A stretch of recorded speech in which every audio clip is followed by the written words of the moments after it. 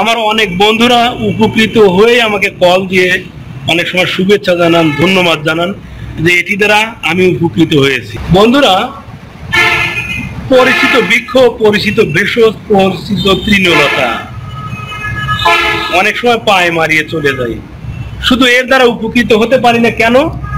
কারণ এর উপকারিতা সম্পর্কে আমার আপনার জানা নেই। বন্ধুরা, এমনই একটি সুপরিচিত বৃক্ষ হচ্ছে বট। বন্ধুরা, এই বট বৃক্ষ আমার আপনার বাড়ির পাশে, রাস্তার মোড়ে, স্টলের উপরে সাধারণত আমরা দেখেই থাকি, কিন্তু এর উপকারিতা সম্পর্কে আমাদের অনেকেরই অজানা। এর সম্পর্কে না জানার কারণে এই বট বৃক্ষ শুধু অকেজো বৃক্ষ হিসেবেই দাঁড়িয়ে থাকে, ছায়া দেয় যদিও, কিন্তু প্রকৃতপক্ষে মানব দেহের অর্গানগুলোর উপরে কি কি কাজ করে অনেকেরই আমার আপনার জানা নেই। বন্ধুরা দেখুন, এখানে বট বৃক্ষের কিছু উপকারিতা লেখাই আছে। রক্তরোধক, জীবাণুনাশক, পায়ের ফাটানাশক, যৌন শক্তি বর্ধক, আমাশয়, নাক দিয়ে রক্ত পড়া, রক্তপ্রদর, প্রদাহ, মেস্তা ইত্যাদিতে বেশ কার্যকরী। এতগুলো আলোচনা তো করা সম্ভব নয়, বিধায় আমি শুধু যৌন শক্তি বর্ধক হিসেবে এই বট বৃক্ষের ব্যবহার আমি আপনাদেরকে বলবো। বন্ধুরা, আপনারা দেখলেন আমি একটি পাতা ছিঁড়ে নিয়েছি, ফলে এখান থেকে কষ বের হচ্ছে।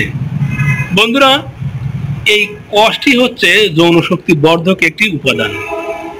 কিভাবে সেবন করলে যৌন শক্তি বর্ধক উপাদানটি কাজে লাগবে আমি সেটি বলে দিচ্ছি। যাদের শুক্রতারল্যজনিত সমস্যা রয়েছে এবং উত্থানজনিত সমস্যা রয়েছে, সাধারণত তারা বাতাসা, বিশেষ করে বিভিন্ন মিলাদ মাহফিলে যে বাতাসা দেওয়া হয় চিনি দ্বারা তৈরি, সাদা বাতাসার উপরে 1 থেকে 2 ফোঁটা পরিমাণ কষ ধরে নিয়ে আপনার 1 কাপ দুধের ভিতরে বা 1 গ্লাস দুধের ভিতরে ছেড়ে দিয়ে গুলিয়ে নিয়ে সেবন করবেন।